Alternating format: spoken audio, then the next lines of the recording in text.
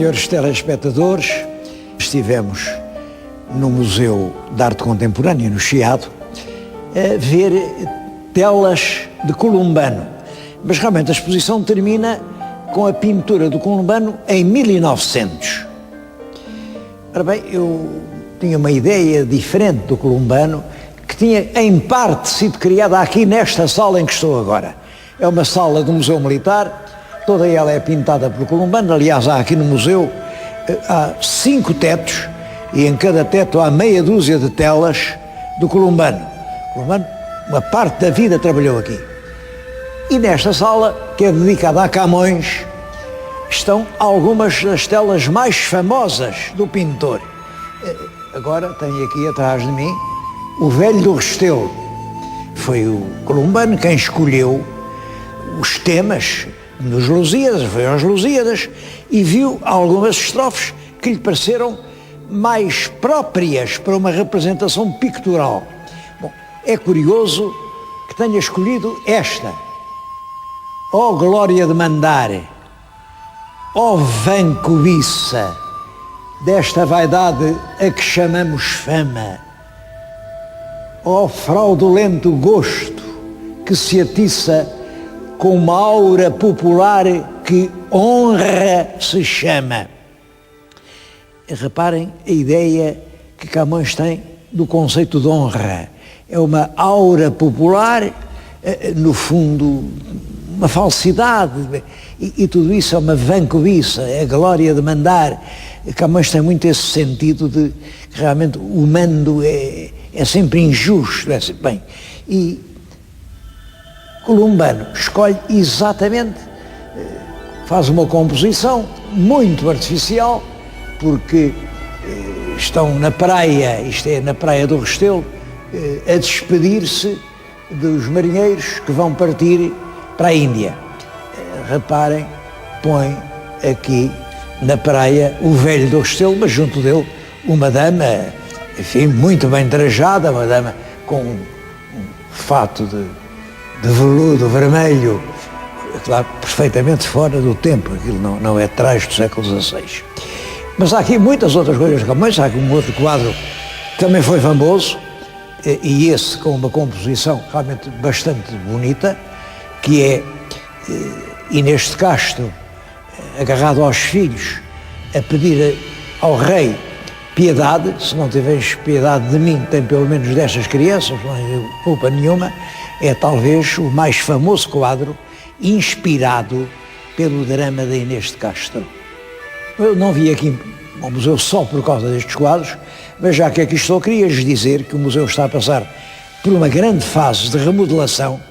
Estão a renovar as salas, estão a expor coisas novas e vale a pena vir cá.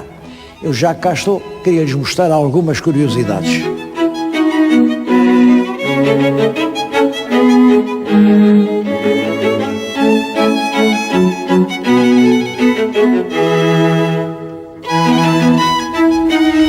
Tem logo interesse a história do edifício.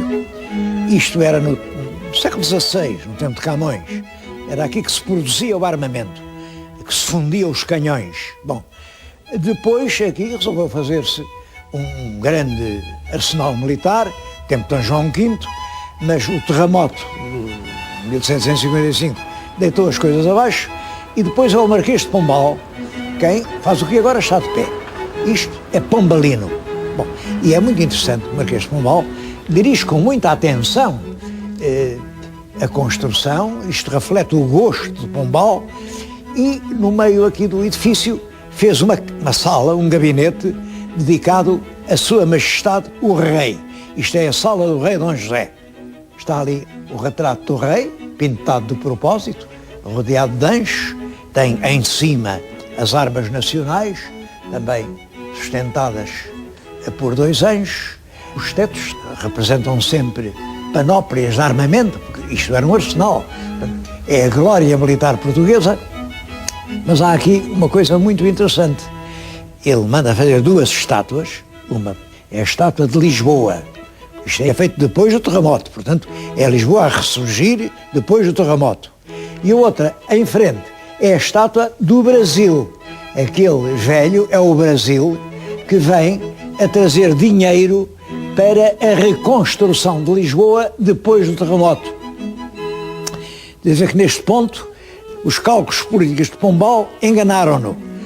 Precisamente por alturas do terremoto, meados do século XVIII, certo, de 1750, o ouro brasileiro começou a rarear, a exploração tornou-se a rarear e também a corrosão, dizia-se que aquele calor sumia-se todo pelos canais, não chegava cá. Bom, e o Marquês de Pombal já não tem aquela abundância de metais preciosos que houve no tempo de Dom João V. Nós, no tempo de Pombal, temos a fama de ricos, mas realmente temos a situação de pobres. Mas aqui, o Brasil, a oferecer o dinheiro para reconstruir uma Lisboa que o terremoto martirizou, isto é um dos aspectos engraçados, curiosos, que há aqui, nesta sala, que é extraordinário, o esplendor de riqueza e de brilho. Isto é a majestade real, vista pelo Marquês de Pombal. Está aqui ao centro a estátua que também o Pombal mandou fazer, do rei, a cavalo. Esta estátua é a mesma que está no Terreiro de Paço, mas reparem que a que está no Terreiro de Paço é verde. Verde, um verde claro, um verde bonito. Quando lá a puseram era exatamente assim. Saiu da fundição e esta é que é a cor do bronze. Simplesmente, exposta ao tempo, durante mais de 200 anos, a estátua oxidou e agora está verde. E discute-se, devem limpá-la, não devem limpá-la, é uma coisa sobre a qual cada um tem a sua opinião. Eu acho que o verde não lhe fica nada mal, mas reconheço que quando lá a puseram não era assim. Bom, é uma curiosidade, quem quiser ver a estátua, isto é claro, uma maquete, como ela era de antes, pode vir aqui.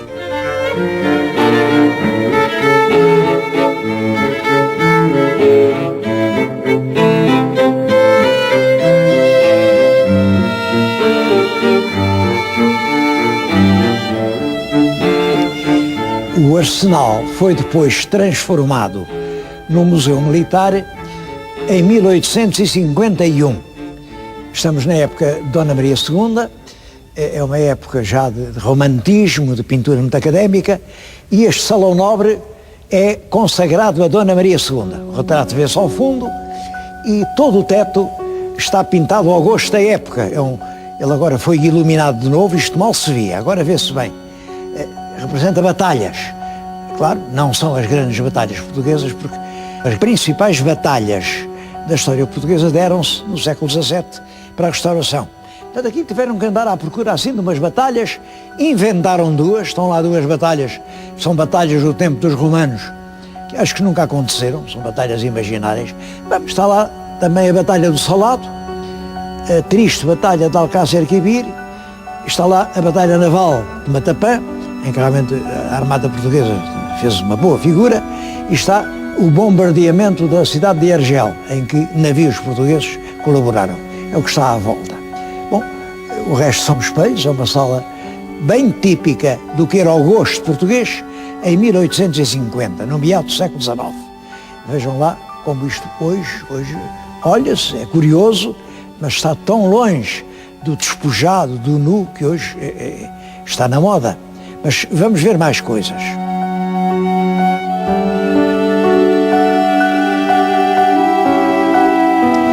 A apresentação do Concílio dos Deuses, do pintor Carlos Reis, é aquela. Lá está o Zeus, o Júpiter dos Lusíadas, a presidir ao Concílio dos Deuses.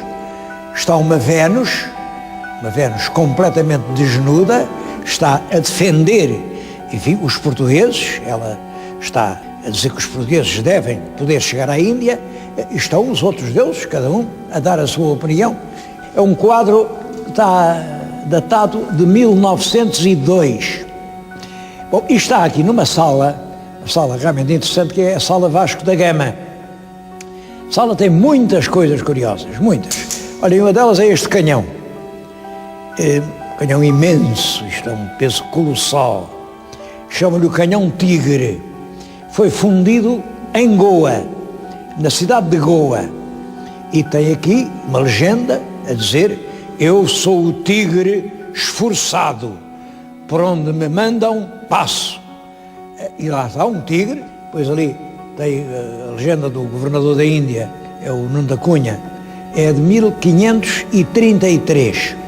Bom, como ficou lá em Goa, este canhão não era um canhão que se pudesse levar com facilidade. Aliás, penso que é de certo modo um monumento. O canhão, todo ele, é uma obra de escultura de inspiração indiana e portuguesa, é um monumento à glória de Portugal, e foi com certeza visto por Camões. Aliás, Camões não gostava nada de canhões, tinha um medo. Nos Lusíadas há várias expressões de horror ao estrondo da artilharia. Não admira, porque foi realmente junto de um canhão de bordo, ao dar um tiro, não lá na Índia, mas aqui nos mares do Algarve, Camões andava embarcado numa galé a perseguir os corsários. Bom, e levavam a bordo pequenos canhões, e ele, debruçado sobre um canhão, deu um tiro e do ouvido do canhão saltou uma pena centelha de ferro que lhe vazou um olho. Isto quando ele era ainda novo. Há até um cronista que diz que ele em novo, em rapaz, era muito bonito, mas que depois que aquele olho se lhe vazou, ficou de uma grande fialdade. Não admira, ficou com aquela cicatriz horrorosa. Mas certamente Camões viu este canhão monumental em Goa, porque Camões esteve em Goa bastantes anos da sua vida. Nestas há outras coisas curiosas, por exemplo, este teto. Reparem, este teto não foi pintado para aqui. O teto era teto de uma sala do pavilhão português na Exposição Mundial de Paris de 1900. O teto tem a data de 1899.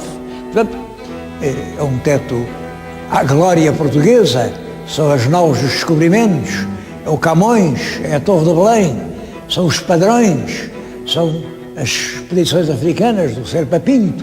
Bem, tudo isto é um hino, um louvor a Portugal e até a mostrar os espaços de Portugal onde nós ainda mandávamos.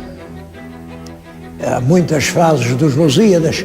Tudo isto é realmente uma glorificação de Portugal. É um império que renasce.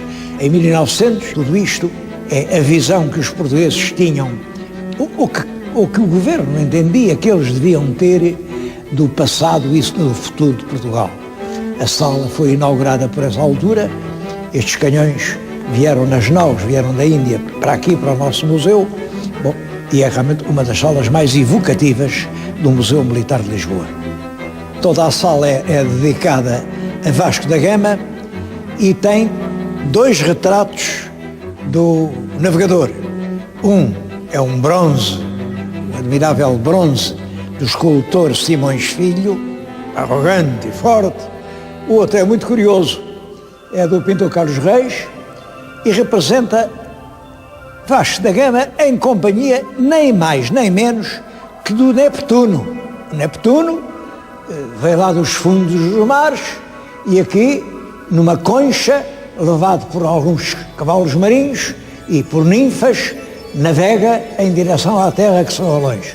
É muito curioso esta composição entre um ser mitológico e um ser histórico. Bom, mas nesta altura realmente há um sentido de epopeia. Ninguém estranha isto. Este quadro foi até muito admirado.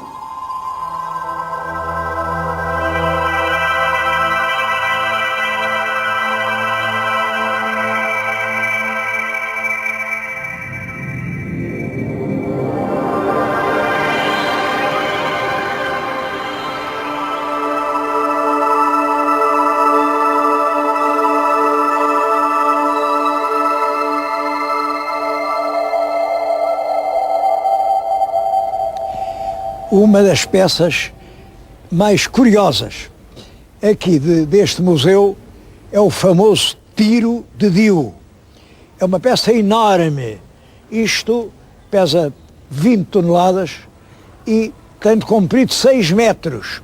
Bom, e tem uma história extremamente curiosa. Isto não foi feito em Portugal, claro, foi feito na Índia, no século XVI, para atacar a fortaleza portuguesa de Diu. Bom, O que tem graça é que ao meio, ali ao meio, tem uma inscrição em caracteres árabes. Ninguém, durante muitos anos, ninguém soube o que aquilo queria dizer. É o nome do sultão que mandou fazer e a data. Bom, o sultão é o sultão Badur. E o ano em que foi feito, diz lá que é o ano de 939, mas é claro que isso é a segunda era maometana, isso corresponde em Portugal a 1533. Agora, o que é curioso é que o sultão não se limita a dizer eu, sultão Badur. Não, faz depois o seu próprio elogio. E o que lá está escrito, em português, diz o seguinte: do Nosso Senhor, o sultão dos sultões dos tempos, vivificador da tradição do profeta do Deus misericordioso, que combate pela exaltação os preceitos do Corão, derrubador dos argumentos dos partidários da impiedade, que afasta as habitações dos adoradores dos ídolos, vencedor no dia dos encontros dos exércitos, herdeiro do reino de Salomão, confiador em Deus benfeitor, possuidor de todas as virtudes, Bahadur Shah. Não se pode ser mais elogioso, é? Bom, ele com este canhão tentou tirar os tais adoradores dos ídolos da fortaleza do Diu, mas não conseguiu. O Diu é um dos cercos de Diu em que os portugueses, com uma valentia extraordinária, se defenderam, e o canhão foi trazido para Lisboa logo em 1500 e pouco depois do cerco, trazido para Lisboa para mostrar realmente o que era uma arma gigantesca para o tempo. Veio aqui, colocaram no Castelo de São Jorge, mas ele lá nunca fez fogo, também nunca serviu para nada. Depois, quando vem o rei Dom João IV, depois da restauração, leva isto para São Julião da Barra, para lá defender a Barra do Tejo, para não deixar os navios castelhanos entrarem o Tejo. O canhão esteve lá em São João da Barra, também nunca serviu. Um canhão deste já não serve para nada. E depois, como não servia para nada, levaram-no para o arsenal para o derreter, porque isto é bronze, é bom bronze, está verde, é o tal verdete, isto é bronze, isto era para derreter, e arranjaram um bocado de metal para a estátua do Dom José a cavalo que está no terreiro do Paço. Bom, mas foi nessa altura que um erudito português que sabia ler árabe leu a tal legenda, que é um poema à glória do Sultão Bahadur. Bom, e perante a importância daquela legenda resolveram, bom, então não se derrete o canhão e guardou-se aqui. Fizeram bem, porque claro, é um monumento de inestimável valor para a história da artilharia e, concretamente, para a história do cerco de Diu. Aqui há muitos outros canhões. Este caso parece-me particularmente engraçado, porque é um canhão que promete, como veem, expulsar os adoradores dos ídolos, restaurar a pureza da doutrina do profeta. Não é com canhões que se restaura coisa nenhuma. Os canhões só servem para matar, só servem para destruir. Aliás, este grande pátio que tem à volta contada toda a história de Portugal é azulejo, e eu tenho pena que estes azulejos não estejam num álbum com as legendas em inglês e em alemão para se herdar a quem visita ao museu para saber a história de Portugal, mas este pátio é um verdadeiro cemitério de canhões. A grande maioria destes canhões serviram a vaidade e a glória dos reis que os mandaram fazer.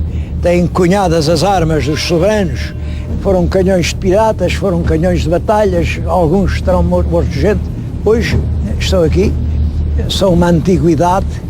Bom, eu também tenho muita admiração pelo Sultão Bahadur, o sultão dos sultões de todos os tempos, mas reparem, o que até hoje chegou dele foi apenas a triste relíquia deste canhão.